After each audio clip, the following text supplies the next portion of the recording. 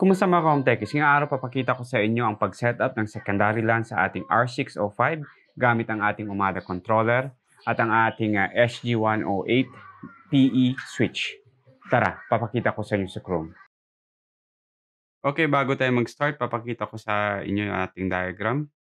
Ang nasa kaliwa, ito yung ating R605. Ang nasa kanan naman, ito yung SG108 PE. Ito yung ating PoE switch. Pero hindi siya UMADA ready switch. So, hindi natin siya ise-set up sa UMADA controller. Ah, Gagawin natin siya locally sa kanyang web console. So, sa ating port 1 dito sa ating R605, dito ang PLDT. Yung sa port 2 naman, dito ating ISP2 which is Globe. Yung port 5, connected to sa ating port 8 ng ating switch. So, ito yung ating primary IP or primary LAN na nasa native VLAN 1. So, ang ating secondary LAN na gagawin natin yan, ko-connect natin yung port 4 ng ating R605 papuntang port 4 naman ng ating 108 PE switch. So, ang settings natin sa ating switch, tag VLAN siya, 30. Ang ating itatag, ito yung port 4, 5, 6, and 7.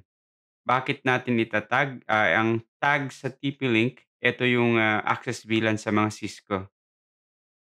Tatag natin para segregated sila ah, para sa ating layer 2 security. Okay? So, tara, punta tayo sa Chrome.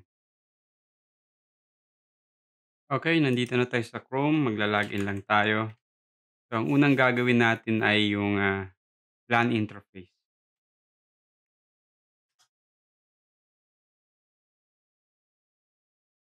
Once nandito na kayo sa ating UMADA controller main page, punta lang kayo sa settings. After nun, punta kayo sa wired network. Then, click natin yung LAN. Sa LAN, dito tayo gagawa ng secondary. Click natin yung create new LAN. So, papangalanan natin ito ng ADO. So, ang purpose niya is ang interface. So, ngayon sa interface, ang pipiliin natin yung 1/LAN3. Ito yung port 4 sa physical. Sa VLAN, lalagay natin 30. Ito yung naset natin. Tapos yung subnet or IP address, ito ang gagawin natin, 192.168.30.1. Tapos ang kanyang subnet ay 24/24.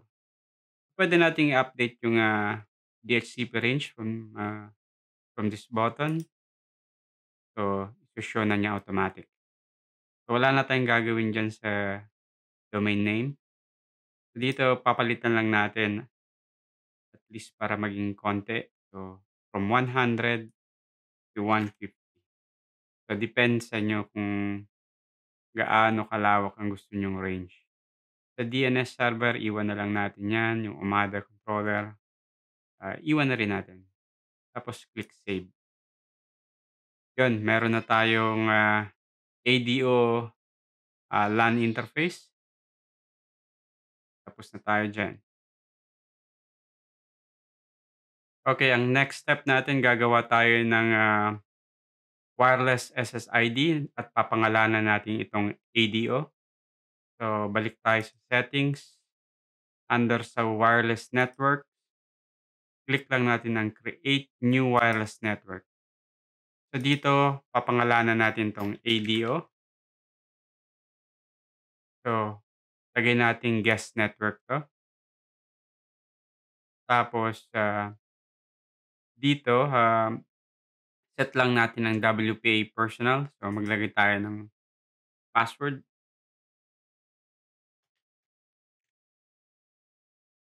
Click natin yung advanced. So yung VLAN, click natin enable. So papalitan natin 'to ng 30 kasi yan yung, ise-set natin later on o switch. So wala na tayong ibang gagawin diyan, click natin apply. So tapos na tayo sa ating ADO Wi-Fi. So nasa VLAN 30 siya. Ngayon magla-login na tayo sa switch, eto yung TP-Link SG108EE. So hindi siya umada ready, so kailangan natin siyang i-configure gamit ang kanyang, sariling web GUI. Login lang tayo.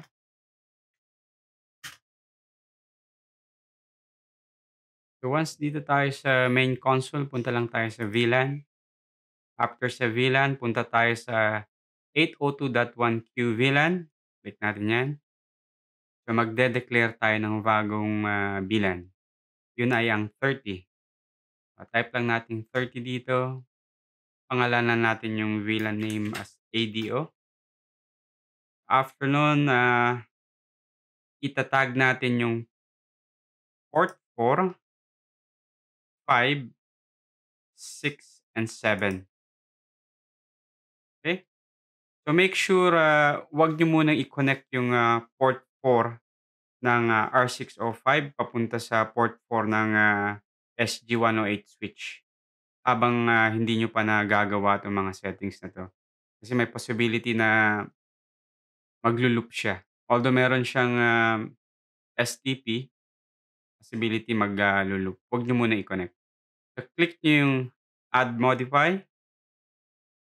So there you go, eto na yung VLAN 30, ADO, tapos yung, members na port, ah, 4 to 7 at tag siya. Tapos na tayo dito, ang gagawin natin, magko-connect na lang tayo sa ADO wireless at, tingnan natin kung makakakuha tayo ng IP address sa VLAN 30.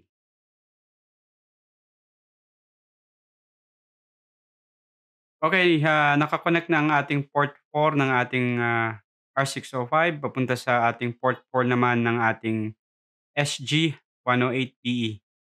So tara, connect tayo sa ating, wireless na ginawa, which is the ADO.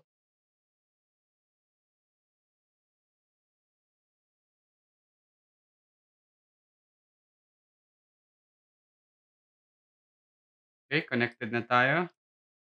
Check natin ang IP address. Yun, nandun na tayo sa range, 192.168.30.102. So try natin ping yung, kabilang network, yung main network natin, which is, 192.168.1.1. So hindi natin siya napiping, 'yan ang gusto nating mangyari. Segregated sila via VLAN, so meron tayong layer 2 security. Okay. So check natin kung meron tayong internet.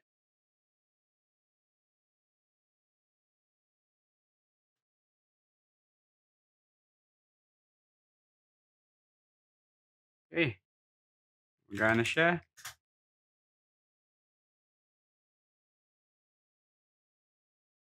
Hanggang dito na lang, kung meron kayong mga tanong, mga comment, lagay niyo na lang diyan sa baba.